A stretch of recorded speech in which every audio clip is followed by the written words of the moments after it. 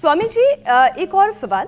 हवा में ये जो बारीक कालिक और रिफाइन मौजूद होता है, क्या वो केवल फेफड़ों तक ही नुकसान पहुंचाता है या फिर हमारे हार्ट पर और फिर हार्ट से जो ब्लड सर्कुलेशन पूरी बॉडी पर होता है, इस पर भी इस प्रदूषण का असर पड़ता है?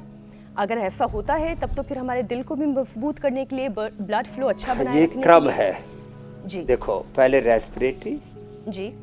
पहले श्वसन तंत्र, फिर हृदय तंत्र, फिर नाड़ी तंत्र, मस्तिष्क तंत्र, माने फेफड़ा, हार्ट, ब्रेन, नर्वस सिस्टम, पूरे शरीर पर और शरीर की एक एक कोशिका पर जो हम सांस लेते हैं उसका, हम देखो सारी चीज़ें तो इंटेक करते हैं, 24 घंटा तो ऑक्सीजन इंटेक करते हैं, फिर दिन में 5-7 बार जल का इंटेक करते हैं, जल, फिर खाना और थॉट्स, उसका इंटेक तो वो तो सोते जागते हर समय चलता रहता है। 2 चीज़ों का इंटेक 24 घंटे चलता है, एक थॉट्स और एक ऑक्सीजन। इसलिए इन 2 के प्रति बहुत ज़्यादा सजगता चाहिए। फिर खाना और पीना, उसके साथ फिर पूरा बिहेवियर जुड़ता है।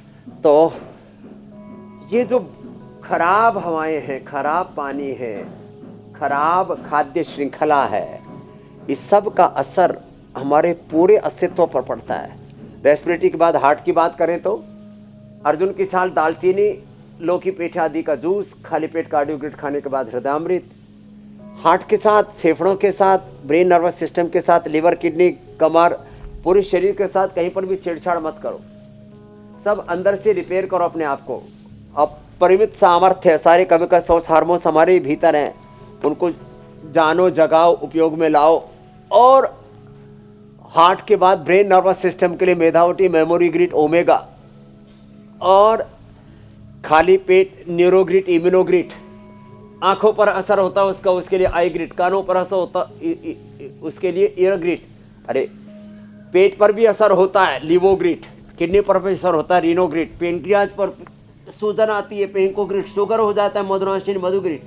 जिनकी 12-12, 14-14 HbA1c थी, 5.5 लेकर के यहाँ पर बैठे हुए, बीपी की, शुगर की, थायराइड की दवा बंद करके बैठे हैं। असर, ब्लड प्रेशर भी बढ़ता है फिर इन चीज़ों से। Muktavati, VP grid. तो ये पवन मुक्तासन, उत्तान पादासन, नौकासन, ये तो रोज हम करवाते ही हैं। पादांगुष्ठ नासा स्पर्शासन। और जो मुटिया गए हैं और जिन्होंने हमारे कहने पर, हमने कहा था सलाद, फ्रूट्स, ड्राई फ्रूट्स और उबली हुई सब्जियां, यही खाना नवरात्र में, हम भी वही कर रहे हैं।